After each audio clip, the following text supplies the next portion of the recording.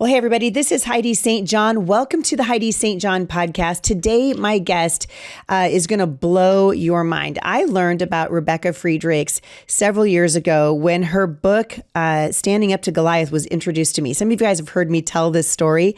I read that book on an airplane heading to an event, and I was so fired up reading it. I'm telling you what, I was dog-earing it, I was highlighting it, I was underlining it, I was talking to the random stranger in the seat next to me about what I was reading, and I became really interested in Rebecca's perspective because she has a fascinating take on the National Education Association and what the unions have done to really undermine education and what I would say is an assault against the family and American values through the public school system. So she's joining me today. Rebecca is a 28-year public school veteran teacher, and she was forced to fund state and national teachers unions through her paycheck. Many of you can relate to this.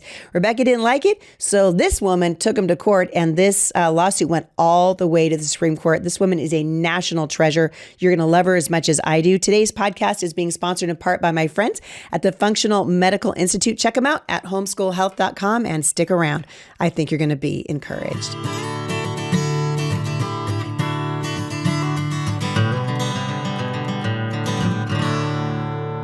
Well, I'm glad you guys are here today.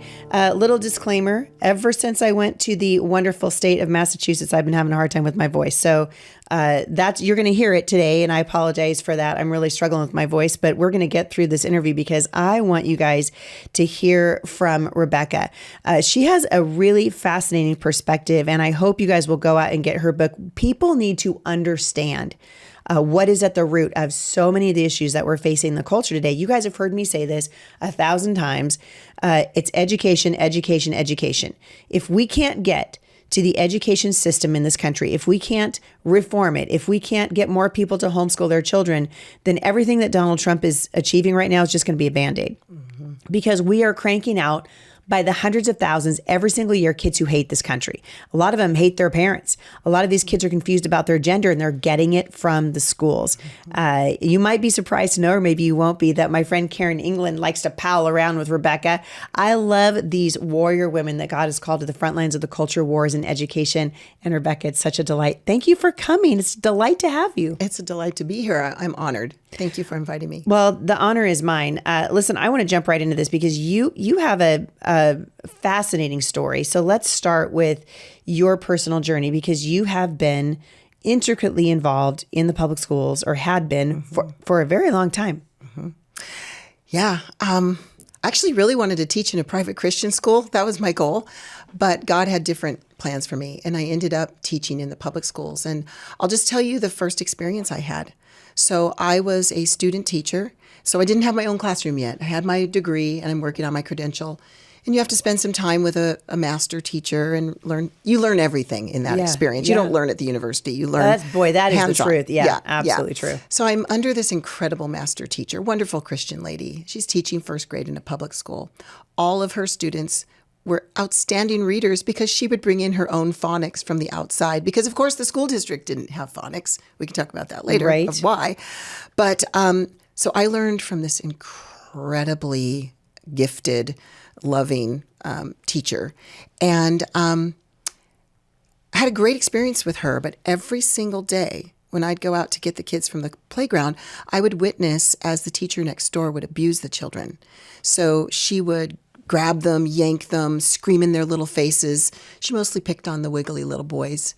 And I thought, we don't pick them anymore. We put them on Adderall. Isn't that terrible? It is. Yeah, terrible. It's speed. Mm-hmm. Yeah. So she was always picking on the wiggly little boys. And my heart just broke every day watching this. So I went to my master teacher and I said, I'm learning that I'm a mandated reporter of child abuse. And I see some. It's that teacher next door. Every single day. I was terrified of her, Heidi. That's crazy. Okay, look, how old are these kids? They were first graders. So these kids were 5 and 6 years old. I was 22 years old, and I was terrified. I stood, eye to eye with her. I was terrified. I couldn't imagine what the children were going through. Mm-hmm. They came up to her waist. Precious little children. I knew they couldn't be learning in that environment. So here I am, naive, thinking we can stop this abuse. So I talked to my master teacher about it, and she sits me down and says, "Today's the day you learn about teachers' unions." And she explained to me that this woman's job was protected because of the teacher unions, that the district couldn't get rid of her. I didn't understand as much then as I do now. But the problem is, people think the problem is tenure. That's not the problem. The problem is collectively bargained grievance procedures that make it impossible for districts to get rid of these teachers. It can cost a district $2 million. Yeah, they don't want to pay it, so they'll just keep the teacher. So they just keep the abuser, right? The kids get abused, they don't learn. So while we were having that conversation, and I just see this as God preparing me for the future, because I don't know why she told me this, but she said, and the unions spend teacher dues money on really horrible politics. We don't agree with the things the unions are doing. And she told me that at that time that they were actually advertising in Playboy magazine for teachers. Get out. Now, I never went to check that out. Don't read the magazine.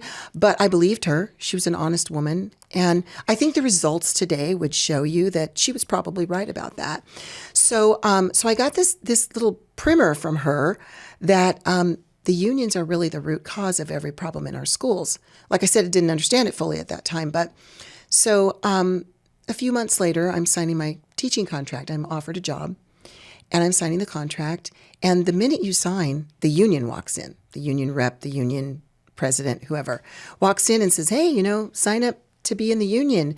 And I said, oh, no, thank you. I don't want to be a part of the union. And, they try to convince you and all that. And so was he shocked by that? Oh, yeah, of course. Yeah. Why wouldn't you want to be a union? We're going to protect your job. Yeah. We're going to get you a raise. Why wouldn't you get the third booster? Why wouldn't you do that? Exactly. Dummy. Why won't we close the schools down for 2 years? Right. This is long before all of that. But yes, exactly, that mentality. You just need to go along to get along. You just need to do what we say. So I said, I've witnessed a teacher abusing children, and I was told that you're defending the abuser, and I don't want to be a part of that. And so that's when he told me, well, you don't have any choice. And that's when I learned that every government employee in the United States of America that was part of a union shop, so if their job was unionized, they were all required as a condition of employment to fund these unions. So I had zero choice. I had to pay them as a condition of employment. Basically what he said is, you want to teach? Sign here. Oh, my goodness. So what I discovered from my master teacher was I didn't have to be a member, and I didn't have to pay dues. I had to be a fee payer and be a non-member. So this is how the unions deceived the country for decades. They told the country nobody has to be a member, nobody has to pay dues. But the truth was I was forced to accept their representation. As a non-member, I was still forced to pay fees, which were $30 less than the dues.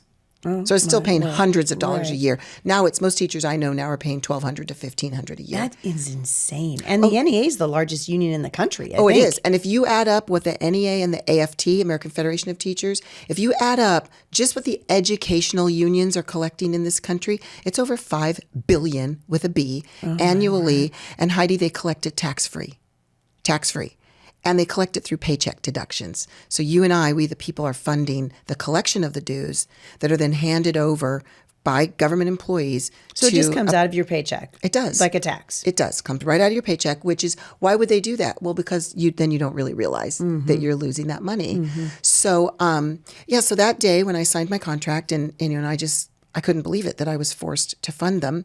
So I taught 28 years. I would still be teaching if I just believed that God was calling me out to expose the unions more and to help liberate not only teachers but families and our culture from this horrible deception called public schools. People are just now, I think, waking up. A lot of people are just waking up.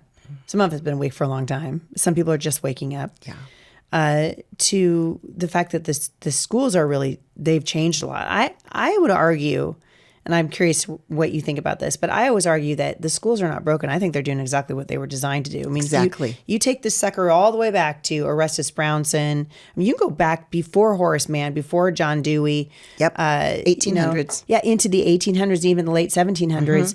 The schools have had the impact of socialism and socialist ideas and even communist ideology. That's right. Kind of baked into the cake for a really long time. And yet we're still seeing massive transformation in the schools year after year after year. Did you see, even while you were there, I mean, 28 years is a long time to be a teacher. Yeah. Did you see lots of changes happening while you were there from the time you got there to the time you left? I did. I saw massive. Well, Common Core came in while I was there. Right. As did the racial equity discipline policies, which turned our classrooms into war zones.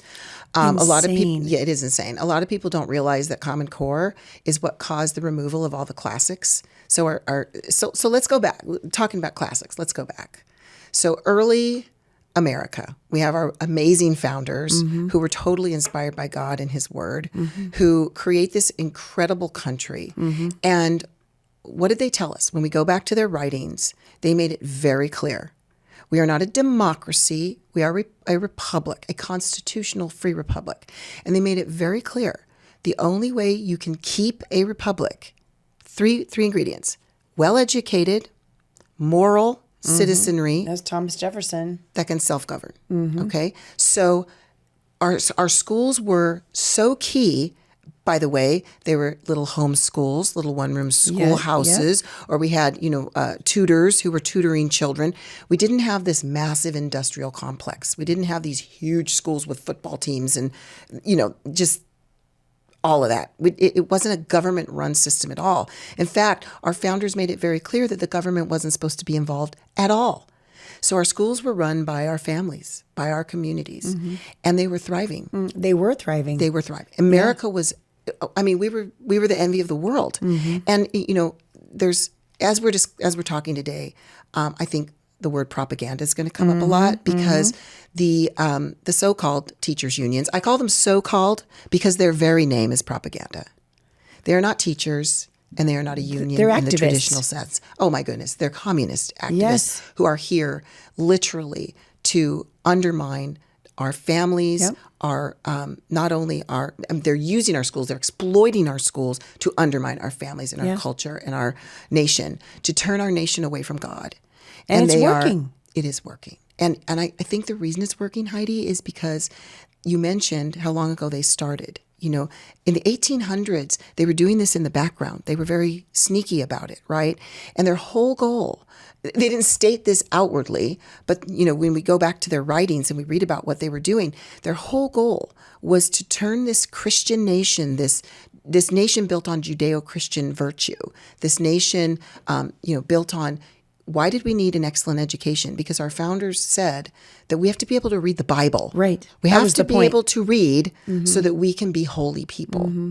Now we think, we go to school so our kid can go to college and so he can make a lot of money. Right. That wasn't the point at all. The point was make us holier, make us a righteous nation. And it worked until these outsiders came in and infiltrated. Well, the early American schooling was dominated by homeschooling. It was. And some of the brightest, most amazing thinkers of our time came out of that era in American history. Yeah. And what is happening now would have been anathema to them. Yes. Like they would not have understood education apart from God. They certainly wouldn't have understood that. Exactly. And they would not have understood the communist leanings of many of these teachers and certainly the unions today. Right. I was thinking about a guy named Robert Owen, who I've been teaching on. I found about Robert Owen from my friend Alex Newman. Oh, Alex is the best. Alex is a genius. He Alex, is a if genius. You're listening, that was free. Okay, the next one's going to cost you. But Alex is a genius, and his unearthing of the history of public education in this country is so eye-opening and so startling when you first hear it. And once you hear it, you can't unhear it. Exactly. And this guy, Robert Owen, who was born in the late 1700s, and I think he lived to the mid, maybe 1800s. And so this was a long, long time ago. People are like, oh, it's progressivism. No, it's baked into the cake. This is what he said. He said, to train and educate the rising generation will at all times be the first object of society to which every other would be subordinate. And this guy was absolutely fixated, this Welsh utopian who created the commune in New Harmony, Indiana, with the whole goal was to separate children from their parents. Yep. This guy was a massive influencer of Orestes Brownson, and John Dewey was massively influenced by him. And so you trace these things back and you realize these people who created the Department of Education, who really set the groundwork for progressive education, which is John Dewey in this country. We've got elementary schools named after Horace Mann and John Dewey. We do. And John Dewey was named an honorary president of the NEA. You guys know how passionate I am to see parents discipling their children in the Bible. And while it doesn't have to be complicated, it does have to be intentional. That's why I'm excited to introduce you guys to the Illuminate Bible series from my friends at Lifestone Ministries. This is a Bible curriculum that's designed to grow with your child from first grade all the way through high school. So whether your child is just starting to read or asking deeper questions about faith and culture, Illuminate meets them right where they are and helps them build a lasting relationship with Jesus. Each week, you'll walk through a simple 5-step approach. You'll look at a Bible story, check out the context around it, see how it connects to the rest of Scripture, study the theology behind it, and find out what it means for real life. It's designed for families, so you don't need 5 different books for 5 different kids. You can go through it together using workbooks tailored to the ages of your kids. So if you've been looking for a way to disciple your kids without adding more stress to your day, this is it. Check them out at lifestone.com/illuminate to learn more about this amazing homeschooling tool. National Naturally, Education Association. Because it fits. Exactly. Because it fits. They all have the same worldview. Yes. And I keep telling people and there are wonderful teachers. I mean, I know you would agree, right? There are wonderful teachers. I would have put, you among them. My daughter's mother-in-law was a teacher in the public schools here for many, many years, decades. In fact, she Probably loved the children. She loved the children, but she said, boy, she was handcuffed for the last, decade of her teaching career, because if there was a student who was disruptive in the classroom, there's nothing she could do about it. You had to empty the classroom. That's right. And you leave the offending student in the classroom while learning is disrupted for everyone else. That's right. And when you send that offending student to the principal for behavior modification for some discipline, then you're the bad guy. Well, not only that, they often come back with a lollipop. And the naughty children are being emboldened to control the classroom, to terrorize everyone, the teacher and the other children. Why? Why would the other side do that? Those who are the so-called teacher unions and their allies. Why would they want our classrooms to become chaotic war zones? Well, because they're here to destroy our classrooms. It is an intentional agenda to undermine our American free republic, to make our children uneducated and immoral and chaotic. And you're right, they're turning our children against their parents, against God. It's the most tragic thing I've witnessed. And what really, breaks my heart is that there's so many Christian teachers out there who are public school teachers who are still funding this evil teacher union. And most of them have no idea that they've been freed and they don't have to fund it anymore.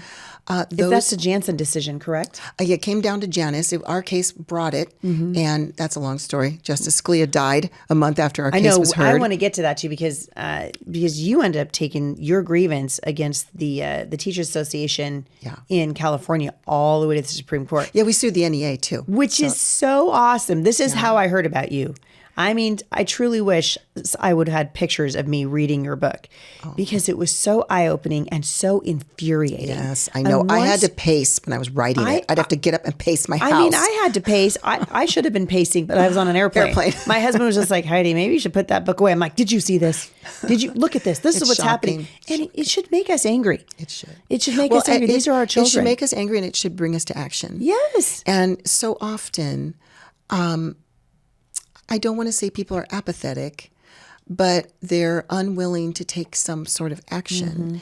And my whole goal is to reach teachers. It's very hard to reach teachers. They're blocked. Insulated. They are insulated. Perfect word for it.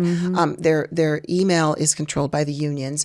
Their physical mailboxes at work are controlled by the unions. So someone like me can't just send out a mass mailer to them.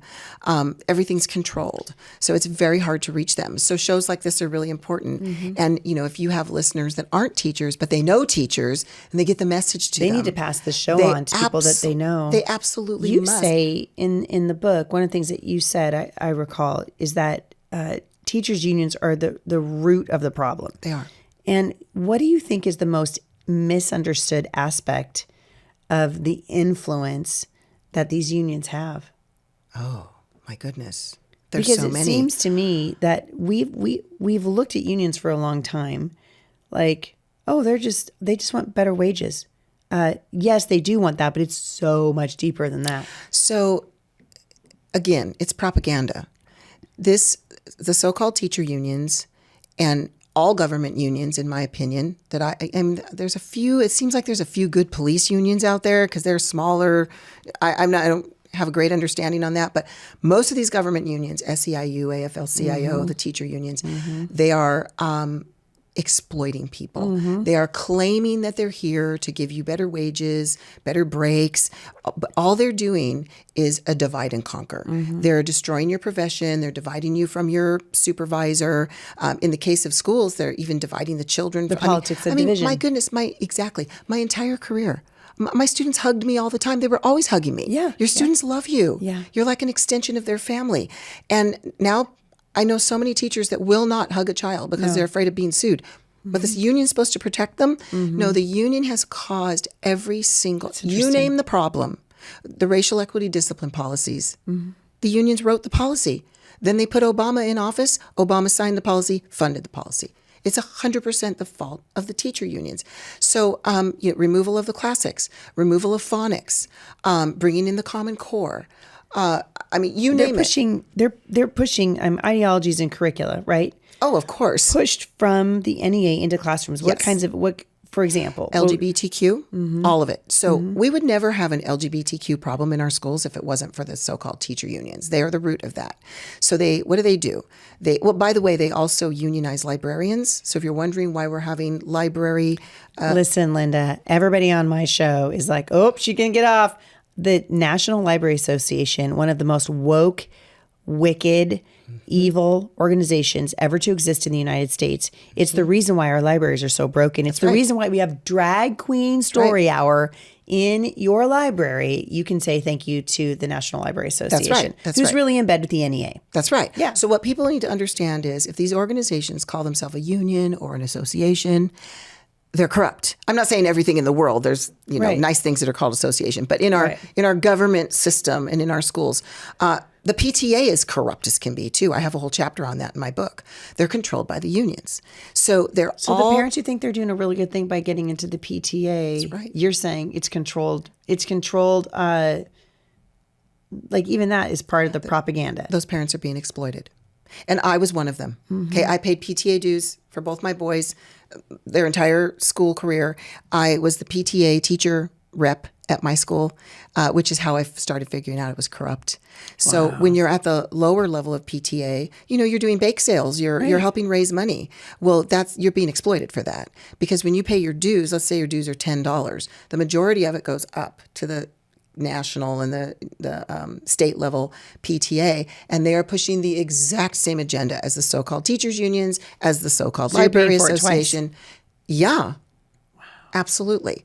So that's why I use the word exploitation, because all these parents think I'm doing a good thing getting involved in PTA, and all these teachers think, oh, the union is my savior. They're going to make my job better. They're going to give me a raise, all the while not realizing that the policies their union is pushing are not only destroying their profession, destroying their students, destroying education, but also making it a whole lot more expensive to live.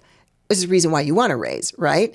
So if the unions would have just stayed out, things could have developed normally. Prices would be more normal.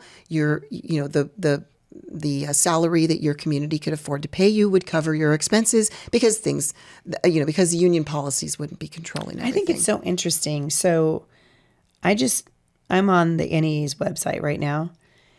And I was on there the other day in kind of preparation for this interview. And every time I get on the NEA's website, it makes me mad. Yeah. Whatever. Blood boil. Yeah. So, but I didn't see this before. So they just put it up there. But what's coming up on May 1st, or by the time this podcast airs, it will already have happened. So May 1st, 2025, this is what their website says, and I'm quoting. Educators, on May 1st, 2025, educators will join workers, parents, students, and community members in events around the country to rise up for dignity, justice, and public investment in our lives, not in billionaires' profit margins. Propaganda, you see? Propaganda. It's just all... And whose lives? What do they mean by our lives? Yeah. They mean the activists. So if they're going to go fight for LGBTQ, or they're going to go fight for DEI, or whatever it is that the activists are promoting, it's not what you and I and your average American want. It's not what the teachers that are funding this union want. right? Your average teacher Right. out there is a decent person who loves the children. Right. I realize we're getting more teachers that aren't so decent because they've been through the system and they're yeah. totally Well, wokeized. And a they're lot of them are going into it now because they're not teachers; they're activists, activists. disguised as teachers. That's exactly right. And the NEA is recruiting them. This right below what I just read. It says they say who they are. The NEA is more than 3 million people. Yep. Oh my word! Educators, students, activists. That's right. Workers, parents, neighbors, and friends who believe in opportunity for all students and in the power of public education to transform lives and create a more just and inclusive society. Aren't those amazing These are words? like buzzwords. Yeah, but Like, the average person reads that and thinks, so how sweet. wonderful, Yeah. right? And so they are experts at crafting deceit, experts. And so then you have all these teachers who are naive to it, who think that this union is defending them, and they fund them. I cannot tell you how many teachers cling to the union, thinking that's their answer for every problem. I can't tell you how many teachers hate me because I dare to say, I think they're the root of our problems. Mm-hmm. And these are the teachers who haven't dug in. They haven't looked and they haven't read the NEA's new business items every year to see what they're actually pushing. dude, it's rough, man. It is rough. It's super rough. If anyone wants to see those new business items, they're not available anymore. NEA's pulled them down, but we have 4 years worth documented on our website. Oh, people need to go look because I did try to find them on Annie's website. I couldn't find it. I did find this and I'd seen it from 2022. Whereas the NEA should have focused on addressing learning loss exacerbated by school shutdowns, the organization's agenda instead included votes in support of imposing national mask mandates and national vaccine mandates. It also pushed to impose more, quote, racial equity education in classrooms, which is often code for CRT, right? Yeah. They have proposed a resolution that would change the language in contracts to replace, quote, maternity leave with parental leave. Oh, my goodness. And mother with birthing parent. The NEA delegates announced their idea to create a climate justice task force. And perhaps, according to Education Workforce magazine, perhaps least germane to the NEA's stated mission were votes to denounce the Supreme Court for overturning Roe v. Wade in support of packing the court, abolishing the Senate filibuster, and impeaching, quote, 3 Trump-appointed judges. Lastly, the NEA considered a resolution meant to stack the deck in local school board elections to combat parental influence. Evidently, the NEA thinks that parental concerns are right-wing attacks. They do think that. So whoever wrote that, touche, because most people don't realize the NEA is involved in. Did you hear all of that? Yeah. Climate justice. Yeah. Like people think, they're just impacting the schools. No, they're impacting everything. Yeah. They're for defunding the police. Yeah. They're for abolishing ICE, open borders. They hate Trump. They always have all these horrible new business items against Trump. The front of their website is all these people protest. It doesn't say it. It doesn't say it explicitly, but it implicitly does say it. Yeah. I mean, they're absolutely, these guys are basically just a front for left-wing progressives. That's right. That's what they are. That's exactly what they are. And collecting billions. When you pay your dues to these guys, you're giving them money to promote ideas that you probably hate. That's exactly right. Especially anyone listening to your podcast. Yes. You don't probably hate their agenda. You do hate their agenda because it's an anti-Christian. It's a godless agenda. Think about it. Why would you sexualize little children? Why would you do that? Why would you undermine their God-given boundaries to protect themselves from predators? Right. Because you are trying to damage them and you are trying to break apart the family structure. I think if Americans truly understood what these so-called unions are doing, we would rise up with pitchforks. Mm-hmm. We would, tar and feather these people. Mm-hmm. It is so... the only word I've ever been able to come up with to describe what the so-called teacher unions are doing is demonic. Yeah, it absolutely is. It's demonic because you have to think about who is God and who is Satan. Mm-hmm. And what we know about Satan, he comes to kill, steal, and destroy. He's the accuser of the brethren. Mm-hmm. He's the author of fear and chaos. All these things we see going on in our schools, they're from the pit of hell. Mm-hmm. And so we, especially as believers, I can't speak for any other American who's not a believer, but believers, we know God's word. We know our call. We know what we're supposed to be doing with our lives.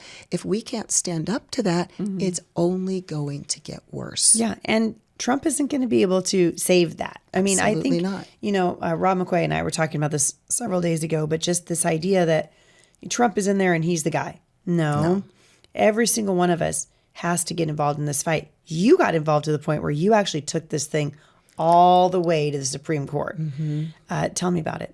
I want to take a moment to say thank you to our sponsor today. Today's show is being sponsored in part by my friends at Give, Send, Go. And it's a pretty amazing partnership because months ago, before I received my medical diagnosis, we had been hoping to partner with this amazing company. And I had no idea that I was going to be on the receiving end of a Give, Send, Go campaign.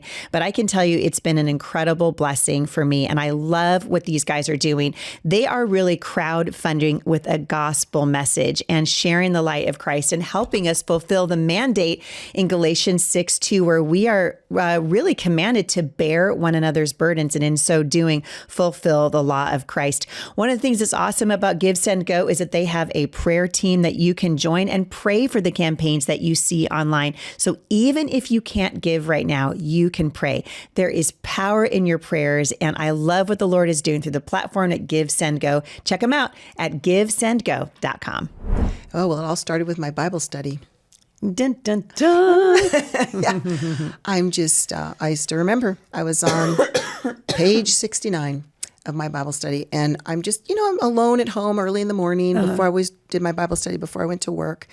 And, this question confronted me. And the question was, is there something God's been asking you to do, but you haven't done it?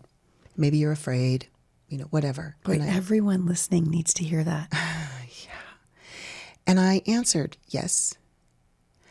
Then it asked, what is it? I'm supposed to be writing for God's glory. I'm supposed to be exposing darkness.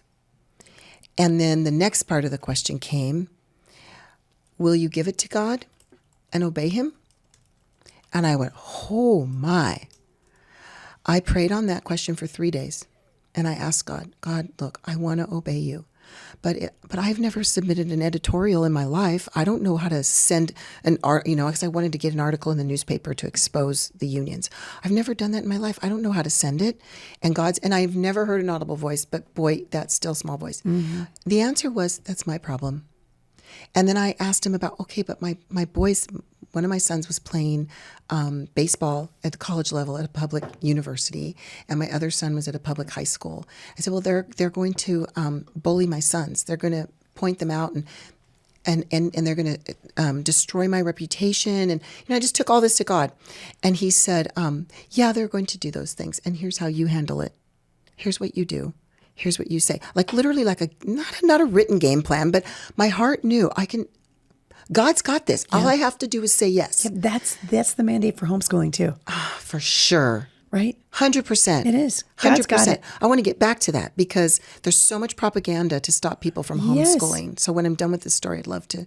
So anyway, I said yes. And literally, Heidi, my goal was to get one editorial into my local newspaper, the Orange County Register. That's how big I could see, right? That's a pretty big newspaper. That was, Orange County's but pretty big. Well, that to me, that was huge, right? Yeah, it is huge. I just wanted to expose these people. So I obey God. I write my first editorial. I send it in. I get no response. See, God, you picked the wrong girl. I'm convinced I'm not supposed to, I didn't get it right. Anyway, through a little series of phone calls and things, that article got printed a few days later and picked up all over the nation by online sites where they said they couldn't believe that a teacher was actually speaking against the union. They'd never seen this before. And so within 6 months of that I kept writing editorials. And within 6 months of that first editorial, I find myself serving as lead plaintiff in a federal lawsuit suing NEA and California Teachers Association and our local association, suing to stop forced unionism for every government employee in the United States. We were suing to stop the paycheck deductions because, you and I are funding the collection of these dues. So frustrating. Yeah, and we were suing to make it opt-in instead of opt-out because it was always you became an employee, you were automatically in the union. Well, this is what happens with comprehensive sex education too. Oh, yeah. You can't. You have to opt out. you should automatically be out and have to opt in. Of course, but see, this is a union tactic. They always use the tactic of you're automatically in, and then you have to figure out how to get out, and you have to jump through all these hoops, So and you frustrating. get exhausted, and so you just stay in. And you just quit. Yeah. Yeah, and they keep getting your money or your kid or whatever it is. So so it was, I really had nothing to do with the lawsuit. I just showed up. I just said yes. I mean, a lot like what you're doing. You just said yes. And of course you have to work and all, but God Opportunity. really. It's wearing overalls looks an awful lot like work. Yeah. But anyway, God took care of things. And so we had 10 plaintiffs, all California teachers. People think nothing good comes from California. A lot of great people in California. I know. A lot of them are escaping our state too. Yeah. But there's still a lot of us that are fighting. It's so beautiful. It's the most beautiful state. Your state's extremely beautiful too, but they're all beautiful, right? God makes things beautiful. But anyway, we, so we sued, and our case was heard in January 2016 at the United States Supreme Court. And the shenanigans we saw inside of the court were, some of those justices are just. I'm telling you. Well, I thought the way I understand our justice system. This wasn't a criminal case or something, but in criminal, you're innocent until proven guilty, right? Okay, our case, a civil case, my expectation was that the justices would fairly listen to our arguments, both sides, and then come up with a decision based on the Constitution. That's not what happened. The justices that were appointed by Democrats were on the side of the unions. They were literally making arguments for the unions from the bench, because at the Supreme Court, it's a back and forth. It's not just an attorney, talking. They interrupt constantly and ask questions. But we won oral arguments. It was an amazing day. Justice Scalia was our swing vote. He was the guy we had to convince, and we did. He used our talking points from the bench, and he brought it down to this. He says, I miss him. "Oh, don't we all? Don't we all?" And he looked at the lawyers on the other side, and he said, "What these teachers are trying to say is, when you force them to pay these dues, you are spending all of their money on politics." Because the unions kept saying collective bargaining is not political. Collective bargaining is not political. 100% Yet political. it's all political. Yeah, it's all political. And he was so articulate. He said, look, you're coming together and you are using government funding. The money that pays these teachers is government funding. And when you're, debating whether you're going to build a new park or bring in a new curricula or a firehouse or whatever, it's public funds. Yeah. All of it is political. So what was amazing was during oral arguments, the other side actually admitted that our arguments were right. They literally, in the United States Supreme Court, you're not allowed to talk. In the audience, you can't say a word, can't laugh, nothing. Well, when Scalia, came down with, this is what they're saying, it's all politics, the other side literally said, you're right. They admitted that we were right and started groveling. So you're on the way to win. Oh, 100%. Yeah. Yes. Yeah. Everyone, even the swing vote. Even the LA Times, New York Times admitted we won oral arguments. There was no doubt. But tragedy struck. So a month after our case was heard, everybody was celebrating. Because you have to wait for the written decision to come down. Ours was one of the two biggest cases that year. So we knew our decision would come down in June. And so we're just waiting for the decision. And 1 month after our case was heard, I wake up one morning, and I don't usually watch TV in the morning, but I was meant to watch it this day. I just had the news on, getting ready to go out to lunch with my husband for Valentine's Day. I think it was February 13th or something. And I hear the breaking news, Justice Scalia died. And my heart fell in my stomach. And my lawyer, I told my lawyers, Justice Scalia died. I emailed them. That's how they found out. Yeah. And we didn't know precedent. Everything about the Supreme Court is precedent, based on precedent. So we didn't know what's the precedent. When a justice voted for you dies, what happens? Well, we discovered that you lose his vote. So our case ended up getting a 4-4 deadlock decision, like a one-sentence decision. We were expecting this long, one-sentence, per curiam, I think they call it, lock decision. And we begged the court to rehear our case. And we discovered that something like 88 cases have been reheard, including Brown versus the Board of Education was reheard a year later because of a problem with a justice.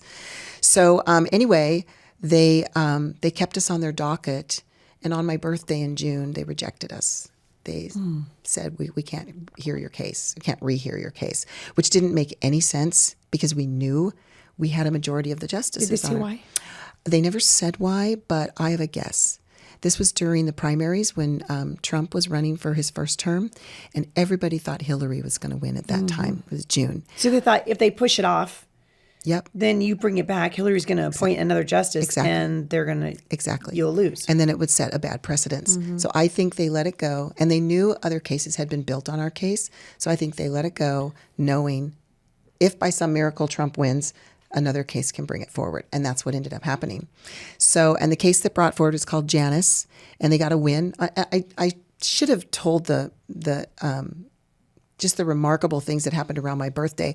So our case was accepted to the Supreme Court on my birthday, and then we lost, got our 4-4 on my, or we got a rejection of the rehearing on my birthday. So I'd asked the Lord when Janice went forward, could you please give Janice a win on my birthday? It's just like, we fought so hard, and the fact that we didn't get this win, I job shared. I worked part-time so I could be a good plaintiff, so I could travel. A lot of sacrifice went into this.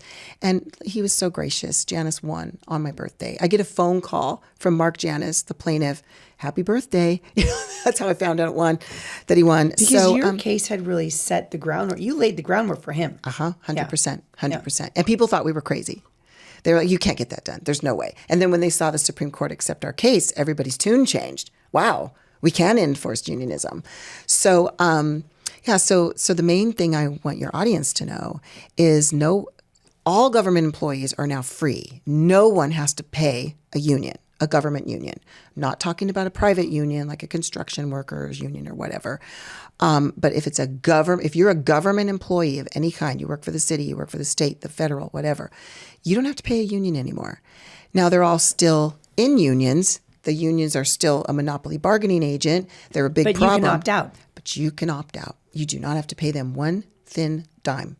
And the unions are still lying to people. They're telling them you have to pay us. They're telling them you need us. Untrue. Don't have to pay them a penny.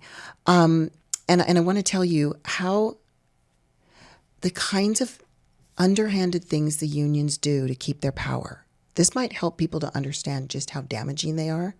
So as our case was moving through the courts, reaching the Supreme Court, when the unions realized, the Friedrichs case has been accepted by the Supreme Court, they started what they called the Friedrichs fix.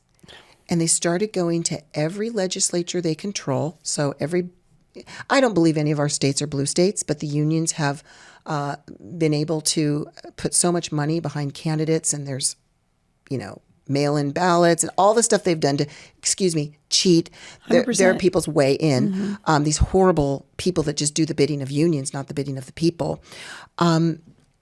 So they approached all of those states, yours is one of them, and mine too, California, and they said, hey, look, we want you to pass these bills that will be a Friedrichs fix.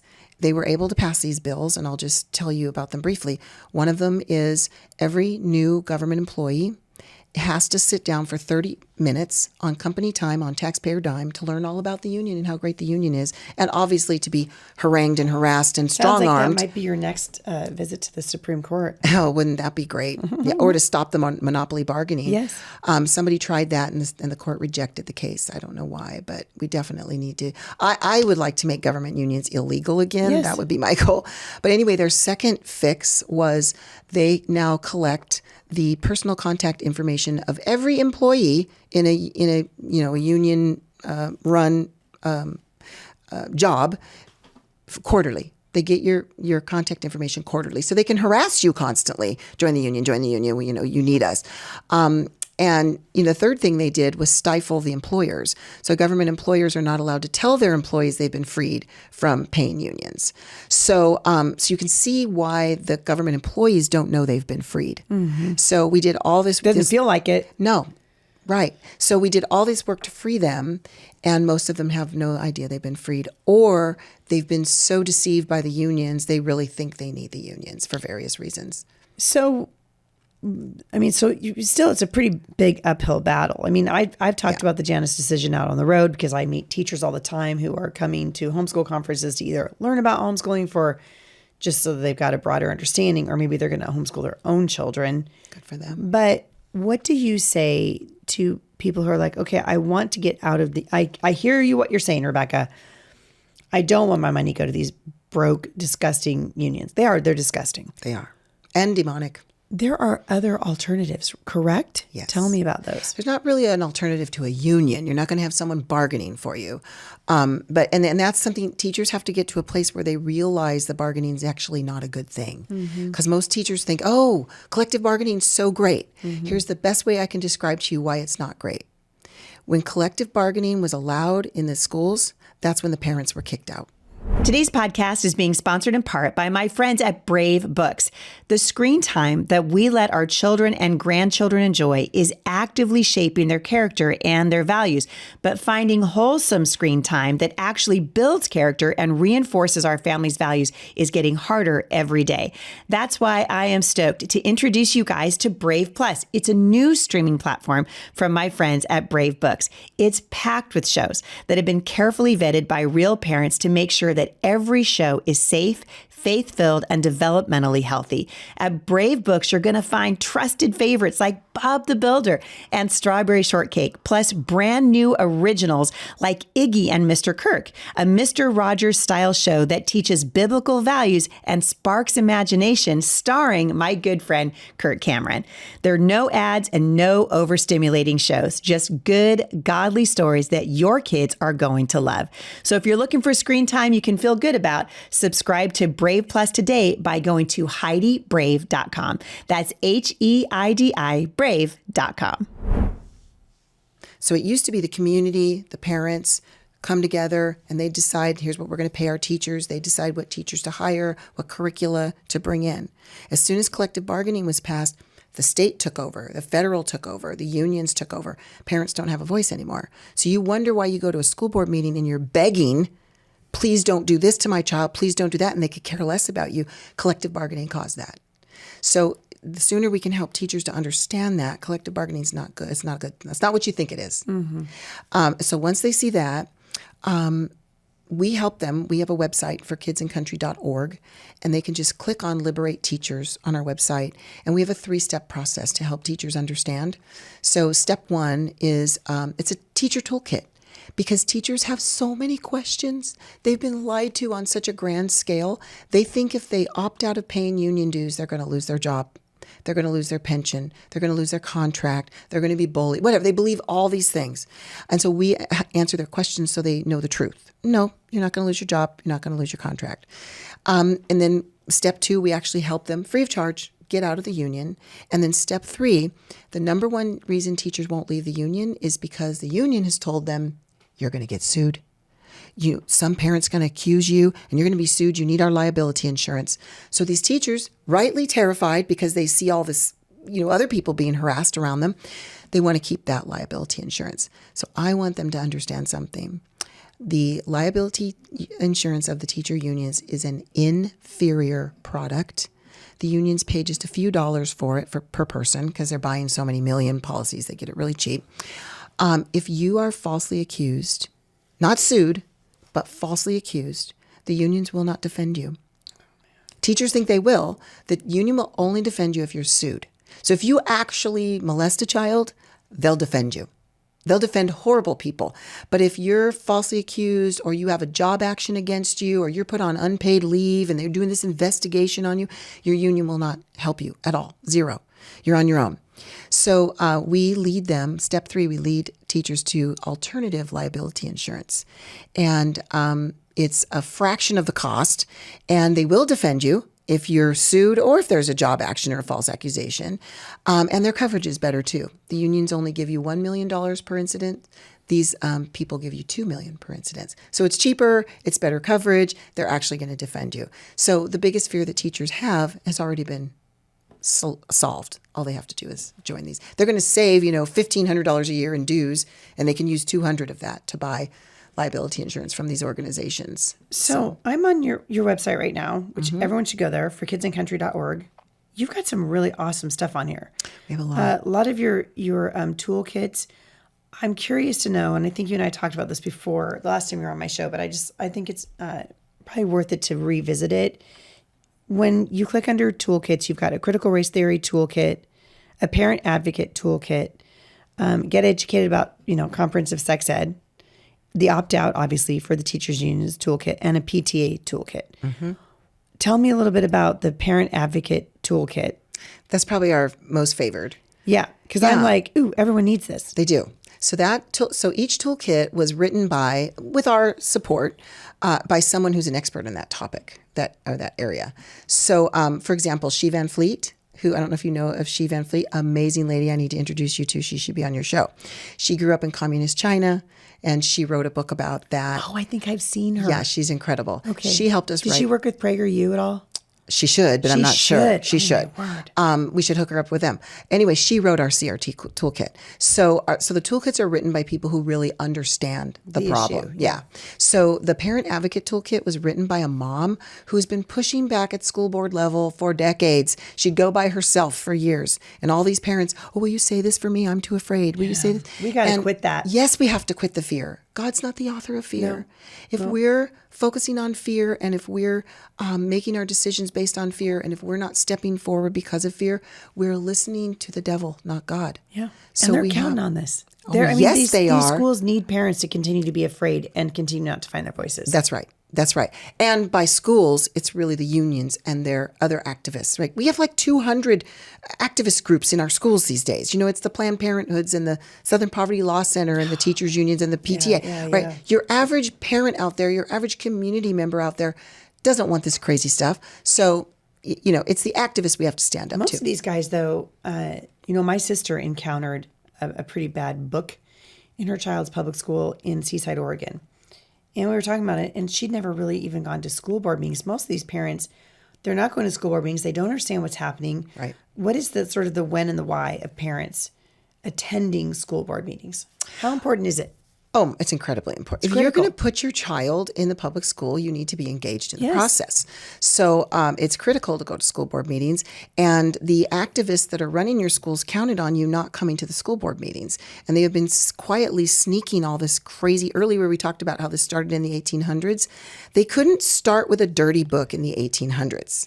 They had to go slowly, right? The long march of the left. They had to bring things in stealthily, and they had to do it, very just a little bit here and a little bit there. Because if they brought in a dirty book, then the whole community would have gone crazy and come after them with pitchforks. So we have to realize they've been slowly bringing in a lot of just outright evil to damage our children. So parents have to be involved in that process. They have to be involved in the classroom. They have to be, and I think that as a public school teacher, that was the biggest discouragement for me. Well, not the biggest. There were a lot of discouragements. The unions and their whole agenda is a discouragement. But most parents were not engaged, and it was hard for me. I mean, I was an open door. You want to help in the classroom? You're welcome. Anytime, come help. And I could only get maybe one or two parents a year. Parents are. I mean, let's be honest. Most of these parents, and I would put myself in this category when my kids were in school.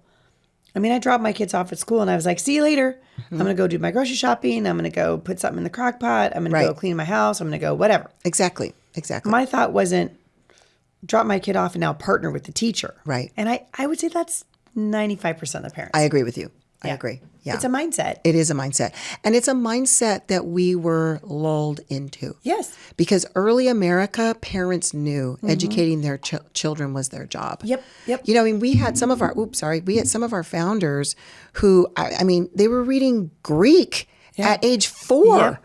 So along with English, and probably Latin, and, going to college at unbelievably young ages. And now we think, our kids are, we have this extended childhood and teenage years, and we let them, we just let them kind of become a mess. Yeah. Whereas in the old days, you go to 8th grade, you learn more in 8th grade than we're learning in our universities. Oh, man. Right?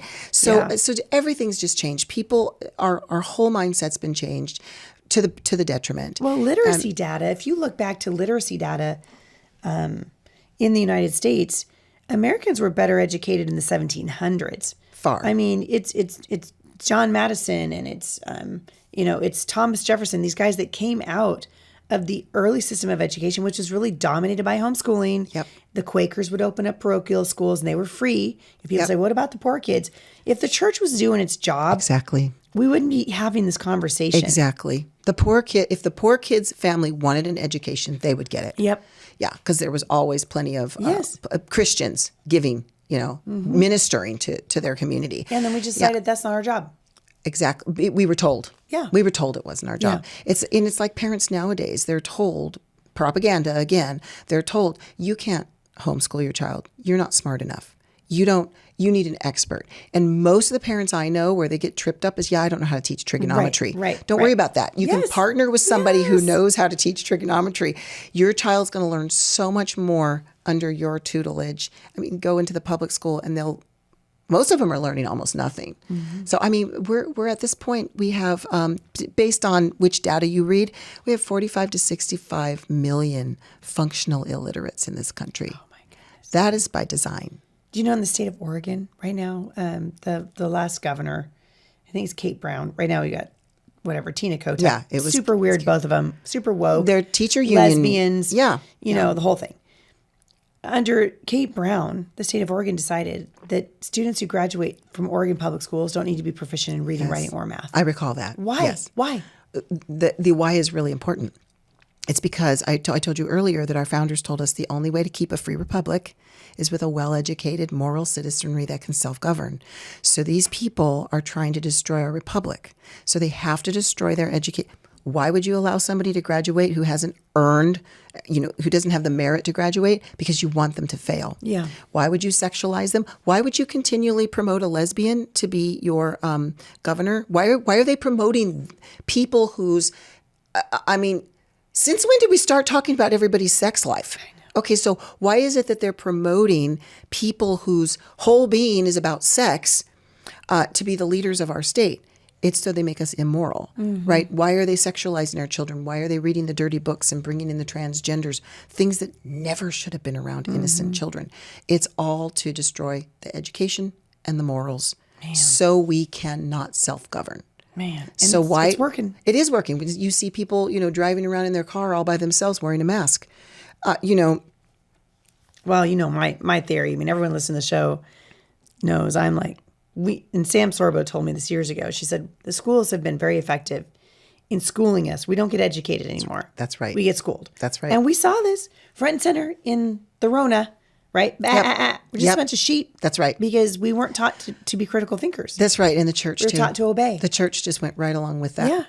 Yeah. Shocking. Yeah. Very shocking. It's really shocking. Yeah. We're almost out of time for today. I've got like 1 minute left, and then I really want to talk because I'm going to have you come back. We're going to record a whole other show. Great. Hopefully my voice will last. We'll see. I'm fading, you guys. She's going down. But I'm curious from your perspective, people who feel overwhelmed, Christians especially, who feel overwhelmed, they want to make a difference. But they're like, Rebecca, you're exceptional, which you are, right? Oh. You're exceptional. You took this thing all the way to the Supreme Court. That's not me. I can't do that. And they feel overwhelmed and they feel like I can't make a difference. What's your advice to these guys who feel like they feel it's too big. The problem's too vast. Their time is too limited. Yeah. And they can't do it. What do you say? Well, I understand that because I felt the exact same way. I still feel the exact same way. I have bad days where I just want to give it. This is too big. Yeah. We absolutely cannot give up.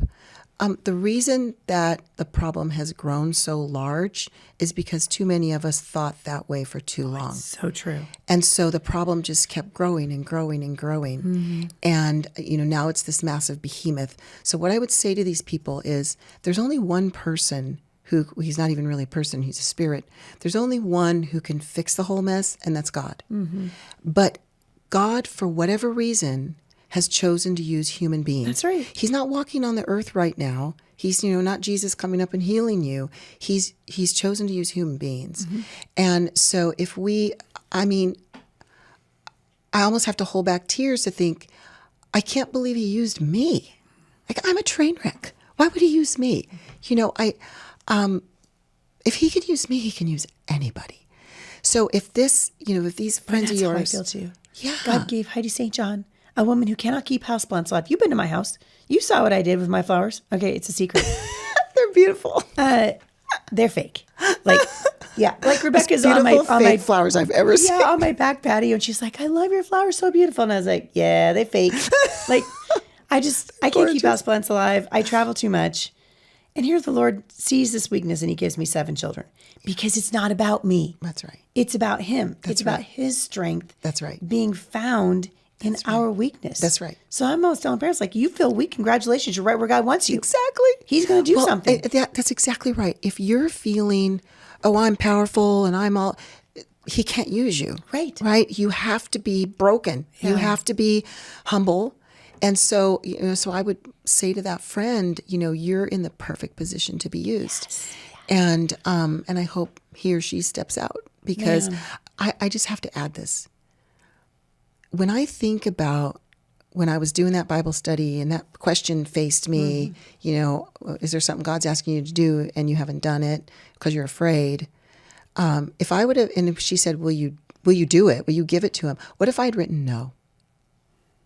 If I had written no and I'd gone on my way, I wouldn't know you. I wouldn't be sitting here. The country wouldn't be freed from forced unionism because I'm telling you, people mocked at us for bringing that case. Lawyers, okay? Sure. The people who, eventually came around and thought it was a good idea, mocked at us. So it was truly a seminal case. And maybe the case would have been brought without me. Okay, then I would have missed out on the blessing. So I can't even imagine my life had I said no. So I would challenge people to talk to God about that. It's like, you're asking me to do this. It's too big for me. I'm afraid. And just let him talk you through it. Something that John Quincy Adams, by the way, the most amazing mother who homeschooled him, John Quincy Adams told us, duty is ours.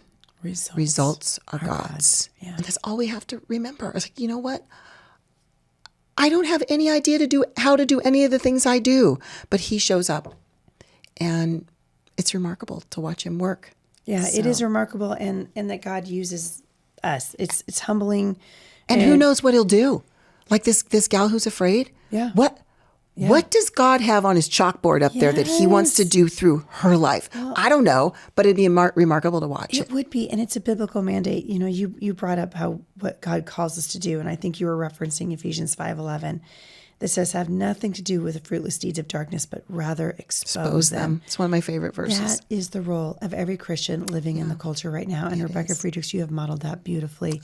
Thank you for being here. Tell us a little bit about your book and where they can get it.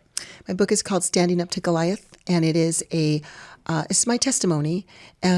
Just telling my story of all the things that I experienced in the public schools. And I also had the honor of telling the stories of several dozen other teachers who had the courage to let me tell their story. Yeah. So we exposed the radical sex ed, how that came to be, how the unions were behind it. We exposed the PTA. I have a chapter about the racial equity discipline policies. And I just help people connect the dots to here's what's actually happening in our schools and here's who's behind it. Yes. Please stop funding them. Don't have to fund them anymore. And people are going to be underlining it and earmarking it and highlight. That's what I did. I hope so. It's a great read. And my hope is, my huge hope is, I don't get to directly reach many teachers. They are so insulated. Mm-hmm. They're so hard to reach. They're so afraid. So I ask people, please adopt a teacher. You know a teacher in your life? Adopt that teacher and give the teacher a copy of the book so that they can learn. Because every time I hear from a teacher who's read my book, always the same story. Oh my goodness. I couldn't figure out why this was happening or that was happening. It connected the dots for me. It's an expose. It is an expose, 100%. And it even says that on the back of the book, actually. So it's called Standing Up to Goliath, and they can find it on Amazon or Barnes & Noble. It's on our website. And our website is forkidsandcountry.org. forkidsandcountry.org. Rebecca Friedrichs, you're a national treasure. Thank you for coming on the show. It's been great to have you. Let's do it again. Let's do it right now. Yeah, my voice will be better, hopefully. Maybe not. I don't know. Everybody, we're out of time for today. Thank you so much for listening. Be sure and visit our sponsors at homeschoolhealth.com. We love you guys. Listen, get off the bench. Get onto the battlefield. This is your life. show up for it. And I'll see you right back here again at the intersection of faith and culture. Parents of teens, listen up, because I have found an awesome Bible discipleship program that I think you're going to love. If you want your teens to own their faith instead of just regurgitating Bible facts, you need to know about RVL Discipleship, the curriculum. It's a powerful new curriculum that's been designed for homeschooled teens from our friends at Focus on the Family. Each lesson is taught by awesome Bible teacher Ray Vanderlyn. His semester-long course takes teens beyond fill-in-the-blank lessons to real-life application, helping them live out their faith with boldness and purpose. RVL curriculum is flexible, parent-friendly, and deeply engaging because it's been designed to spark real conversations about faith between you and your teens.